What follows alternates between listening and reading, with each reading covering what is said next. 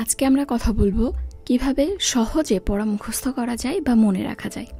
এক্ষেত্রে প্রথমেই যেটা আসে সব থেকে বহুল প্রচলিত একটা পদ্ধতি অ্যাক্টিভ রিকল, অর্থাৎ বই বন্ধ করে নিজেরে পরীক্ষা করা। শুধু পড়লেই হবে না, একবার বই বন্ধ করে নিজেকে জিজ্ঞাসা করো, এখন যদি আমাকে কেউ জিজ্ঞাসা করে আমি কিভাবে উত্তর দেব এই প্রশ্নটার। এভাবে মস্তিষ্ক নিজে থেকে তথ্য খুঁজে বের করার চেষ্টা করে, নিজে থেকে উত্তর বের করার চেষ্টা করে এবং সেই তথ্য দীর্ঘদিন মনে থাকে। যেমন পরীক্ষার ক্ষেত্রে হয়, পরীক্ষায় যে প্রশ্নটা আসে সেটা কিন্তু আমাদের মস্তিষ্কে দীর্ঘদিন থাকে। 2 নম্বরে আসে রিভিশন অ্যান্ড রিভিশন। বারবার পড়ো, কিন্তু একসাথে না। ধরো তুমি একদিন পড়তে বসে একটা line at the same time 10 বার পড়েছো। আবার যদি তুমি পুরো চ্যাপ্টারটা একবার পড়ে গেলা, আবার শুরু থেকে শেষ পর্যন্ত একবার পড়ে গেলা, আবার শুরু থেকে একবার পড়ে গেলা, এভাবে করে 10 বার পড়ো, খুব স্বাভাবিকভাবে তুমি দেখবা যে ক্ষেত্রে তুমি একটু গ্যাপ নিয়ে একবার করে পড়ছো, পড়াটা অনেক বেশি মনে থাকবে। এবং সেকেন্ডারি রিভিশন, অর্থাৎ তুমি আজকে যেটা পড়ছো 3 দিন পর সেটা রিভাইজ করবা, এরপর আবার সেখান থেকে 7 দিন পর, তারপর সেখান থেকে ধরো 15 দিন পর, তারপর আবার 1 মাস পর, এভাবে বারবার গ্যাপ রেখে রিভিশন করলে পড়াটা স্থায়ী মেমোরিতে চলে যায়। 3 নম্বরে আসে ভিজুয়ালাইজেশন বা ছবি কল্পনা করা। তুমি যেটা পড়ছো তার একটা ছবি মনের ভিতরে তৈরি করে ফেলো। আমরা চোখে যেটা দেখি সেটা কিন্তু দীর্ঘদিন মনে থাকে। আমরা ধরো একটা মুভি দেখছি বা কোনো একটা এরকম ভিডিওগ্রাফি দেখছি, তো সেটা কিন্তু আমাদের মস্তিষ্কে দীর্ঘদিন থাকে, যতটা না বইতে কোনো গল্প পড়ে সেটা আমাদের মস্তিষ্কে থাকে। সো ভিজুয়ালাইজেশনও খুবই ইফেক্টিভ একটা ওয়ে।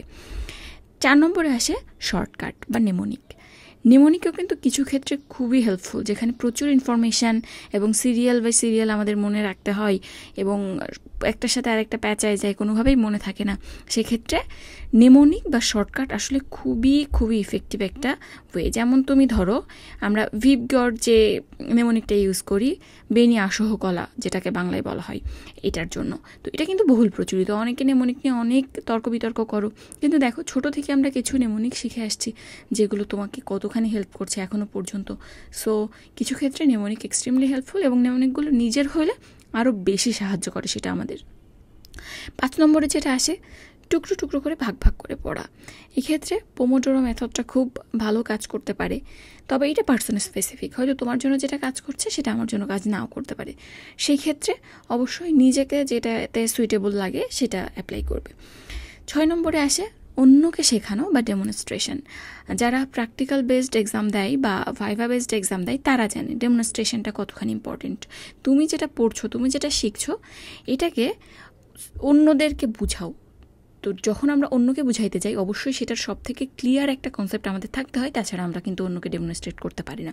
তো আমাদের যখন টার্গেট থাকে অন্যকে শেখাবো, তখন আলটিমেটলি আমরা নিজেদের থেকে সেই জিনিসটা অনেক বেশি ক্লিয়ার হয়ে যায়। যখন সেটা নিজেরা পড়তাম তার থেকে অনেক বেশি ওই কনসেপ্টটা ক্লিয়ার হয়ে যায় এবং একবার ডেমনস্ট্রেশন করার পর ওই জিনিসটা আবার একবার তোমার ব্রেন মেমোরি সার্কেল ঘুরলো। যদি কোথাও জটিলতা থাকে তোমার ডেমনস্ট্রেশনের সময় বা বলার সময়, ওই জটিলতাটাও তুমি বুঝতে পারবা যে এই জায়গাটা আমি ক্লিয়ারলি তাকে বর্ণনা করতে পারিনি, অর্থাৎ এখানে ঘাটতি আছে। তো কিছু ক্ষেত্রে ডেমনস্ট্রেশন বর্ণকে শেখানো খুবই হেল্পফুল হয়। আর এরপরে যেটা আসে 7 নম্বরে, সেটা হচ্ছে লিখে ফেলা। আমাদের কিন্তু একটা কথা আছে যে একবার পড়া এবং একবার লেখার কথা তুমি যদি তুলনা করো তাহলে বলা হয়ে থাকে একবার লেখা 10 বার পড়ার সমান।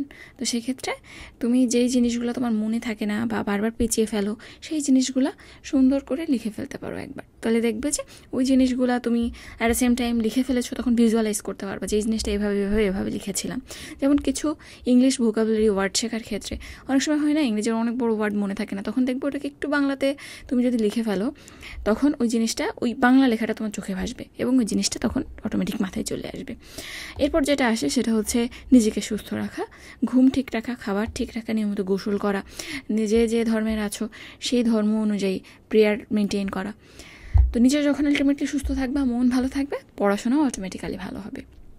তো এই তো এভাবে তুমি চেষ্টা করো নিজেকে বুস্ট আপ রেখে এবং ইফেক্টিভ ওয়েতে যত বেশি পড়াশোনা করা যায়, কারণ পড়াশোনাই একমাত্র জিনিস যেটা তোমাকে শূন্য থেকে একেবারে শীর্ষে তুলে দিতে পারে।